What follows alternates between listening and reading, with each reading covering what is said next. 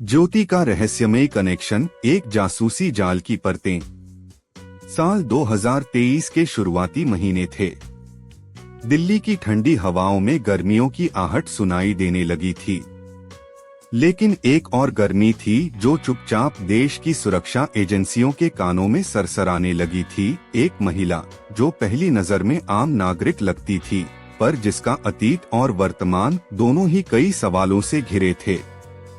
उसका नाम था ज्योति मल्होत्रा, एक शिक्षित, आत्मनिर्भर, आकर्षक महिला जो कभी कभी पत्रकारिता से जुड़ी खबरों में भी दिख जाती थी और कभी किसी एनजीओ के कार्यक्रम में। लेकिन अचानक उसकी पहचान बदल गई जब सुरक्षा एजेंसियों ने उस पर देश विरोधी गतिविधियों में शामिल होने का शक जताया।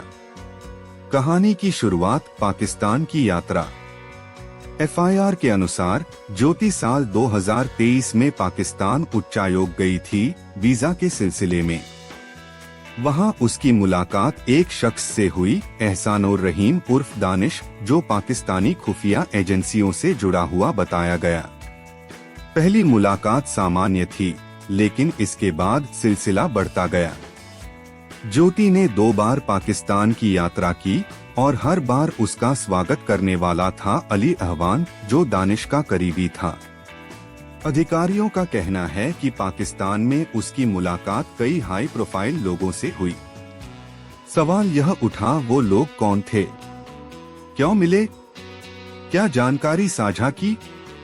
ऑपरेशन सिंदूर और पहलगाम हमला। सुरक्षा एजेंसियों को सबसे ज्यादा चिंता तब हुई जब यह पता चला कि ज्योति ऑपरेशन सिंदूर के दौरान भी संदिग्ध गतिविधियों में शामिल थी। यह वही ऑपरेशन था जब जम्मू कश्मीर के पहलगाम में आतंकवादी हमला हुआ था, जिसमें कई जवान शहीद हुए। सूत्रों के मुताबिक इसी दौरान ज्योति की गतिविधियां असामान्य थीं।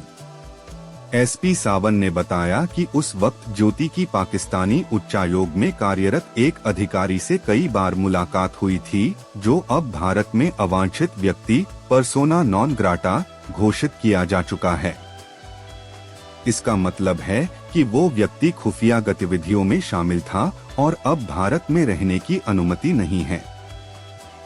फोन, लैपटॉप और इलेक्ट्रॉनिक सबूत। ज्योति को हिरासत में लेने के बाद पुलिस ने उसका मोबाइल फोन, लैपटॉप और अन्य इलेक्ट्रॉनिक उपकरण जब्त किए। फोरेंसिक विश्लेषण जारी है, जिससे पता लगाया जा रहा है कि उसने क्या क्या जानकारी साझा की। हालांकि पुलिस का कहना है कि ज्योति को सैन्य अभियानों की गहरी जानकारी नहीं थी, लेकिन उसकी बातचीत और मेलजोल के दायरे को देखकर यह अनुमान लगाया जा रहा है कि वह सूचना एकत्र कर उन्हें पाकिस्तानी एजेंसियों तक पहुंचा रही थी। वित्तीय लेनदेन और यात्रा विवरण। हरियाणा पुलिस के अधिकारियों ने बताया कि ज्योति के वित्तीय लेनदेन की जांच भी की जा रही है।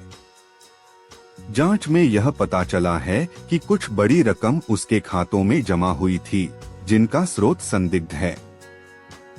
वित्तीय विशेषज्ञों की टीम यह पता लगा रही है कि ये पैसे कहां से आए। क्या ये पैसे किसी सेवा के बदले में दिए गए? साथ ही उसकी अंतर्राष्ट्रीय यात्राओं के विवरण भी खंगाले जा रहे हैं। चीन की एक यात्रा पर भी सवाल उठे हैं, जहां वह एक सेमिनार में शामिल होने गई थी, लेकिन उसके होटल बिल और संपर्कों में विरोधाभास हैं। दानिश और ज्योति की चैट्स, बल्कि राष्ट्रीय सुरक्षा पर गंभीर खतरे का संकेत है। समाज और देश के लिए चेतावनी। ज्योति की कहानी हमें यह सिखाती है कि अब जासूसी फिल्मों जैसा सब कुछ खुले तौर पर नहीं होता। खुफिया युद्ध अब डेटा, सोशल मीडिया, संपर्क और मनोवैज्ञानिक प्रभाव के जरिए लड़ा जा रहा है। आज की दुनिया में एक आम नागरिक एक मोबाइल फोन और सोशल नेटवर्क के जरिए ऐसे जाल में फंस सकता है जो सीधे राष्ट्र की सुरक्षा को खतरे में डाल दे। निष्कर्ष, मामला अब भी जांच के अधीन है।